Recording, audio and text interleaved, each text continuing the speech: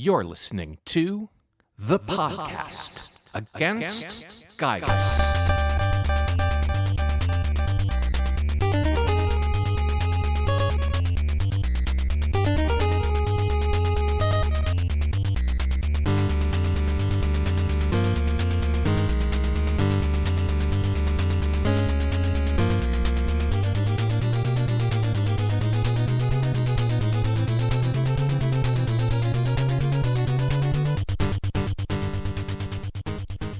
Episode 0, The Man Who Fell from the Sky. The year is 1890X, Podunk, a small town in Eagleland. It was about as still a night as a night could possibly get around these parts. Nothing happened in Podunk, and precisely nothing was happening even more than it usually did. A perfect time for some folks who weren't already in bed sawing logs after spending the day, sawing logs, to sit on their porches, maybe with a small glass of whiskey in hand with a single cube out of the icebox, and gaze up at the reliably clear night sky and all the dazzling constellations it had to offer. Yep, another quiet night out here in Podunk. Nothing of note to report. Most days people left their houses with their doors unlocked, seeing as how most people already knew most people, and no one had business more pressing than their own business that would lead them to trespass into any mischief. Most days, you visit the sheriff's office, and all the deputies all got their feet up on their desks. Heck, on some days even the sheriff, too. Why, the only real spot of trouble anyone in the town ever noted was, 2 years ago, was it? Well, that was when poor George and Maria Moley disappeared. No one would have ever guessed it. The perfect picture of domestic tranquility, the Moley house. No one knew if foul play was involved, and it was hard to say which one the good people of Podunk preferred. For if not, then what on earth could have possessed them to leave their poor children behind? And if so, oh dear, it's just too terrible to imagine.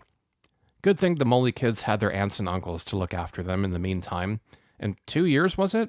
Gosh, it seems like ages ago. Other than that, though, nothing happens in Podunk. That's right, nothing at all.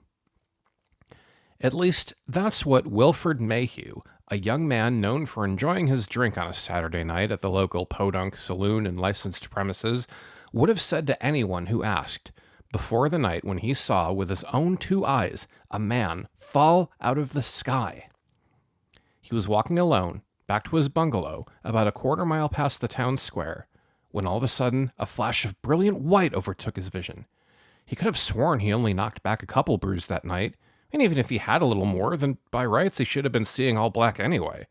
But when the light cleared, he saw before him a man, tumbling down from above and landing like a cat, in a graceful kneeling position. The man was the strangest he had ever seen. Despite his scraggly long brown hair and unkempt beard, he wore a sleek, silver one-piece jumpsuit, unlike any the other man recognized on planet Earth. The stranger noticed the town lay about ambling toward him, and it was then that Mayhew found that he knew this strange man indeed. George? George Moley? My God, is it that really you? But where you been all this time? And what year is it? But George, now listen. The strange man grabbed Mayhew by the collar and shook him with all his might. The year, man! The astonished man told him, and the stranger, apparently George Moley, since twice now he failed to deny it, relented his madman grip on the poor Mayhew and took a frantic look around. It was the same Podunk town square, almost exactly as he remembered leaving it. 2 exactly, to the day. Well, come on now, let's get you back home. Your little girls miss you. And what about Maria? Where'd she... Maria, I couldn't get her to come home with me. George stopped suddenly and looked behind himself. Mayhew could feel a strange energy in the air, as if every hair on his body was standing on edge. Get down. For God's sake, George, what are you... Now! Another brilliant flash erupted before Mayhew, and even in spite of George's warning, he fell to the ground anyway. When he dared to look up, he saw something even more astonishing. 2 other figures faced George, And while they technically looked human, with arms and legs and a head, they were anything but. Like George, they seemed to wear full body suits, but unlike the other man, it appeared to be an extension of their very bodies.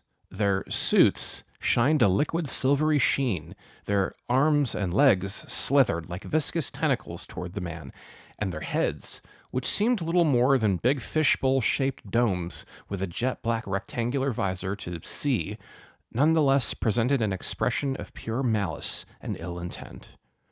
Worst of all was their voices.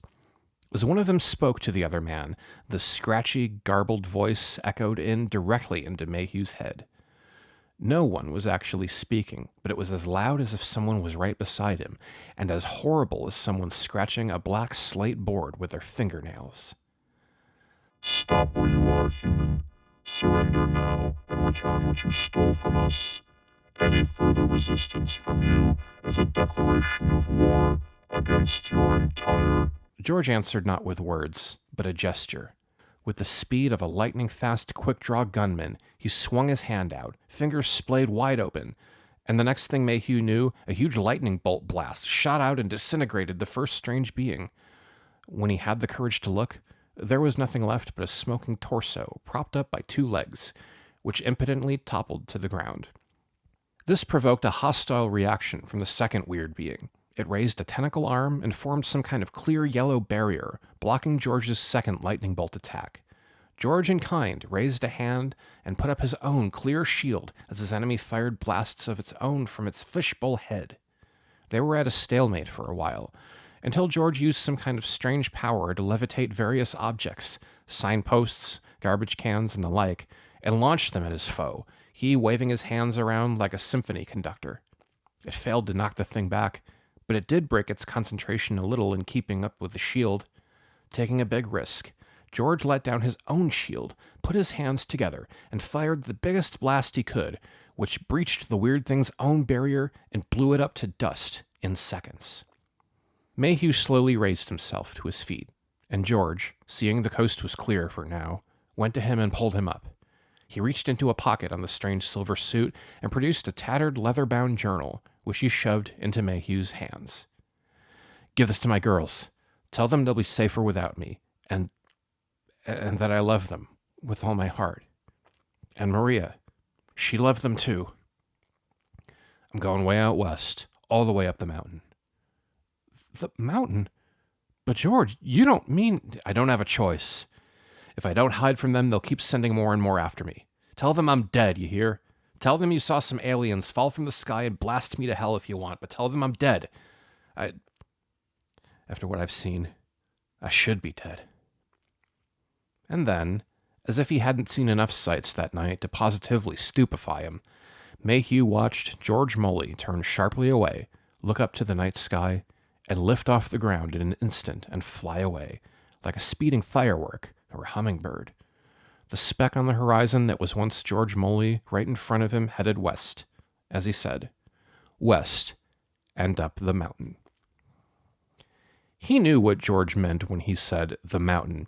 Technically, if you opened an atlas, you'd find it was called Mount Itoi, which in the language of the first tribe who lived there meant something like black cloud, most likely for the perpetual storm clouds that hovered over its peak like a dark halo. No one ever went up that mountain, for certain death indeed at the hands of all kinds of outlandish horrors lied in wait for any foolish enough to try and scale that cursed summit.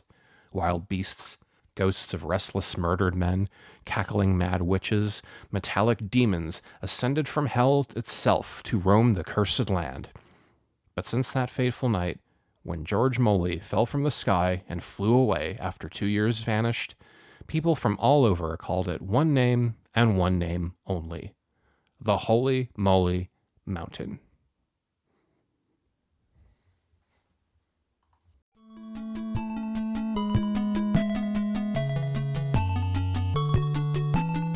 You've been listening to The Podcast Against Giygas.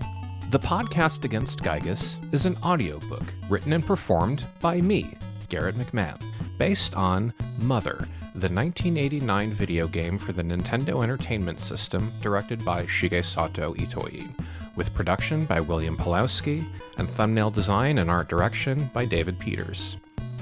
This podcast is a Gare-anteed masterpiece. It is also a fan-made project affiliated in no way whatsoever with the Nintendo Corporation or Mr. Itoi. This podcast is free to listen to, ad-free, and always will be. I hope you enjoyed today's episode, and I'll see you back next time. But no crying till the ending.